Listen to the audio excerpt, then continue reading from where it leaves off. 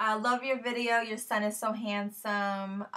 You posted about the Brazilian blowout. Can you talk more about it? How do you like it now that some time has passed? Still like it? Would you recommend it? Do you think it's safe? I don't know about being safe. I'm being really honest with you. People who smoke, they probably think cigarettes are safe. People who tan, people who go to the beach and don't use SPF. I mean, there's all definitely a little bit of it being unsafe because it's chemicals and it's not natural, of course, but I'm fine, and it's been happening for a couple of years now, and I haven't heard of anything too outrageous going on. It's still very easy to blow out my hair.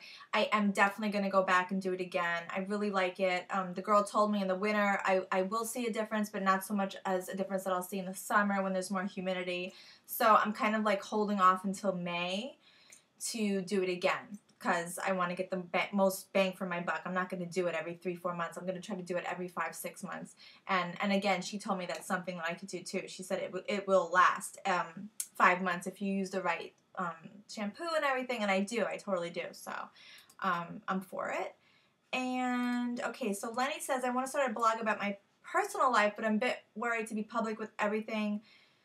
What's your advice to starting bloggers? It's really hard. I mean, I post pictures of my children, and as you know, but I try not to say where I am when I'm there. So, I'll talk about a vacation after we've gotten back, or if I'm going to see a show. I might mention it on Twitter, because as part of the PR push that they do with me, they require me to tweet that I'm at the event to push some publicity out. So I will tweet that I'm there, but I really try not to say where I am, or I don't really give specifics on too much detail about where we're going or whatever. That's my fear. Like, I tried Foursquare for like a half a second, and I thought that was ridiculous. I was like, somebody can come kill me right now. I'm like, hi, I'm at this restaurant, come kill me. So I'm not too into that. And social media wise, it's part of my job, quite literally part of my job. But I am getting to a point where I'm kind of like pushing back. I'm not really saying as much anymore about my personal life, because it is a little bit too much. If you're nervous about sharing personal information, I say not to. Or go on anonymous. I'm not going to tell anybody what to do or what not to do. You have to figure out if you feel comfortable with it. Like my friend, actually, she has a blog, and she won't say her kids' names. She just uses like the first initial.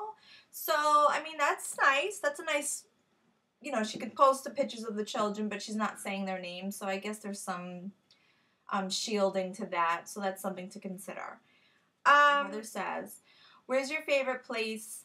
Where's your favorite place? What comes to mind? Okay, so if you're talking about in the world, what's my favorite place? I really enjoyed the Dominican Republic.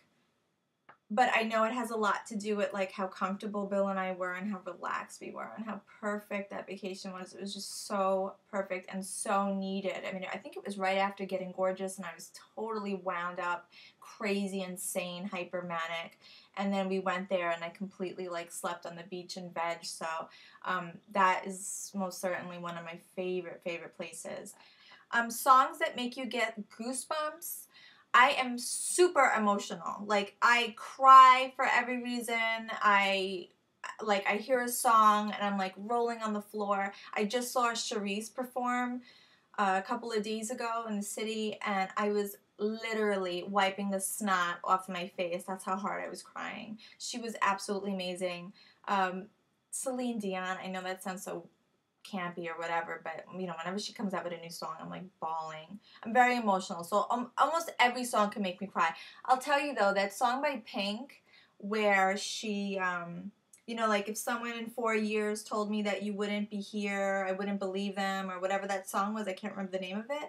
I had just had Liam when that song came out, and we were driving home from the hospital, and the song came on the radio, and I was like listening to it driving, and I was hysterical crying. And I know it was hormonal, but even to this day, I can't hear that song without a certain part of it making me teary-eyed, which is so strange, because that's not really like a song that would make you cry, but that one always gets me.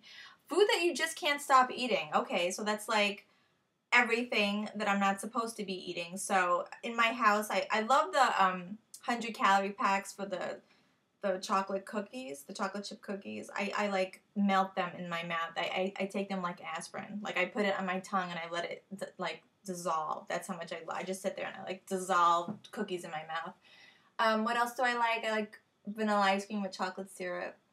I'm really boring, but I love that.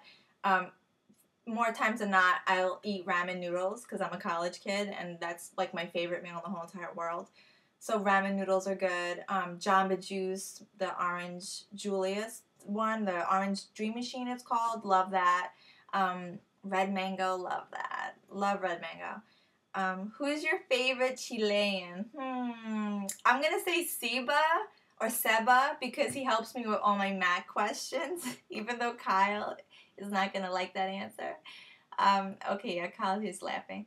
Oh, does he get tired of letting you be the face of the business about Bill? He doesn't. If you saw the video the other day of him with me in the cooking class, you saw what a ham he was. So I think I'm going to start putting him more in front of the video camera because he's into it.